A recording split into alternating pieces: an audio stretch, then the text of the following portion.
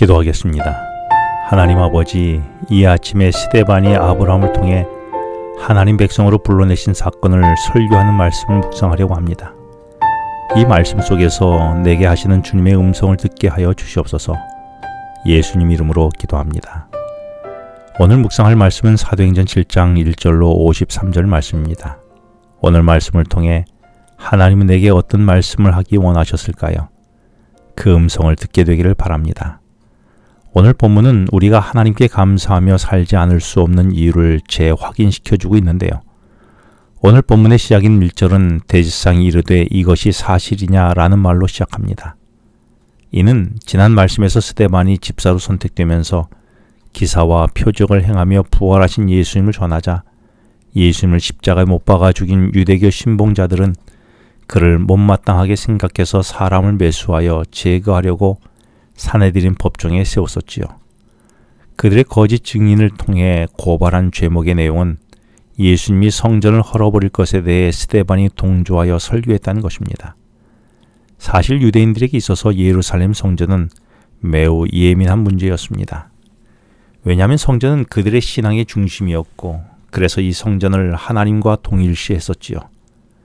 그래서 이 사건만으로도 신성 모독죄로 그 당사자와 동조자들을 얼마든지 처단할 수 있었기에 스데반을 제거할 수 있다고 생각했습니다.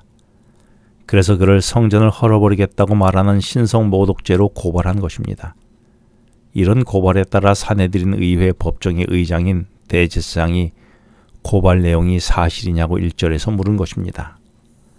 이에 대해 스데반은 대답 대신 설교로 아브라함 때부터 솔로몬에 이르기까지 1000년 역사 속에서 그동안 하나님이 이스라엘 백성에게 베푸시고 함께 하셨던 하나님의 은혜를 소개합니다. 그러면서 2절부터 53절까지 아브라함, 이삭, 야곱, 요셉, 모세, 아론, 여호수아, 다윗, 솔로몬의 이름을 언급하며 53절까지 간략하면서도 명쾌하게 설명으로 그 답을 대신합니다. 성전을 헐려고 했다는 것이 사실이냐고 묻는 물음에 이처럼 많은 신앙 우인의 이름을 거론한 이유는 무엇이었을까요? 스데반이 언급한 1000년 역사의 가장 마지막 인물은 솔로몬이었습니다. 왜냐하면 그들이 궁금해하는 성전은 마지막 인물인 솔로몬 때 건축한 것이었지요. 그래서 이미 언급한 9명의 사람 중에 솔로몬을 제외한 다른 8명의 사람들은 예루살렘 성전을 본 적도 없는 사람들이었습니다. 왜냐하면 그들은 솔로몬이 지은 성전 이전에 살았던 사람이기 때문이었습니다. 그렇다고 하나님은 예루살렘 성전을 짓기 전에는 위에 열거한 솔로몬을 제외한 8명과 함께하지 않은 것이 아니었습니다. 성전을 짓기 전부터 하나님은 이스라엘 역사에 있었던 모든 사람들과 함께 하셨지요. 따라서 스데반은 하나님은 예루살렘 성전을 짓기 전부터 이스라엘 백성들에게 구원의 은총을 일찌감치 베풀으셨다는 것을 말하고 있는 것입니다. 그래서 제일 먼저 2절에서 아브라함을 소개하며 아브라함이 갈대아 우르를 떠나게 된 것은 메소포타미아 살게 된 것은 일찍이 하나님이 아브라함을 불러내셔서 그를 그곳으로 인도하셨기 때문이라고 말씀하신 것입니다. 그리고 형들의 시기로 애굽의 종으로 팔려간 요셉이 애굽의 국무총리가 된 것도 하나님께서 그와 함께 하시는 중에 그를 총리에 세우신 것이며 양치기에 불과한 80세 노인이었던 모세를 불러내어 이스라엘 백성들의 애굽의 노예에서 불러내도록 출애굽의 지도자로 쓰신 분도 하나님이셨다는 것이죠. 그래서 이와 함께 이집트에서 400년에 걸친 노예사를 살던 이스라엘 백성을 해방시킨 분도 하나님이시라고 말씀하고 있는 것입니다. 그리고 베들레헴의 양치기였던 다윗을 이스라엘의 왕으로 세우신 분도 하나님이셨다는 것이죠.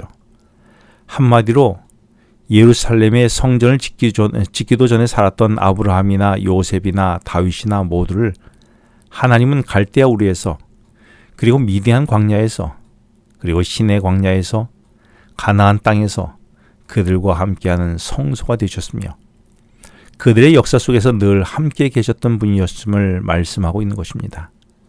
그런데 유대 사람들은 하나님을 예루살렘 성전에만 가두어 두고 그곳에만 계신 분이라고 말씀했던 것이죠. 그러므로 하나님은 예루살렘 성전에만 갇혀 계신 분이 아니라 이스라엘 역사 속에서 언제든지 계시며 어디 있는지 계시는 하나님이라고 말한 것입니다.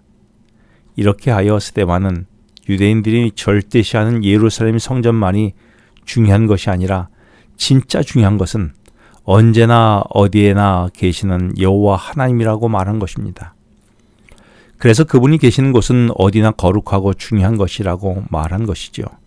이 말은 예루살렘 성전 그 자체를 신격화하던 유대의 지도자들의 전곡을 찌르는 말이었습니다.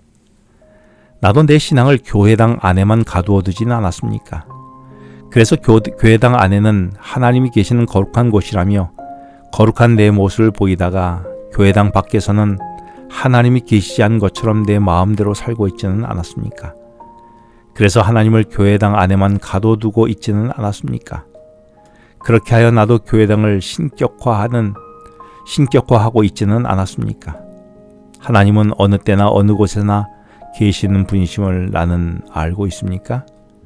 그래서 내가 어디를 가든지 나와 함께 하시는 분이심을 알고 있습니까? 기도하겠습니다. 하나님 아버지, 하나님을 교회당 안에만 가둬두지 않고 언제나 나와 함께 하시는 하나님으로 고백하게 하여 주시옵소서. 예수님 이름으로 기도합니다. 지금은 개인 기도 시간입니다.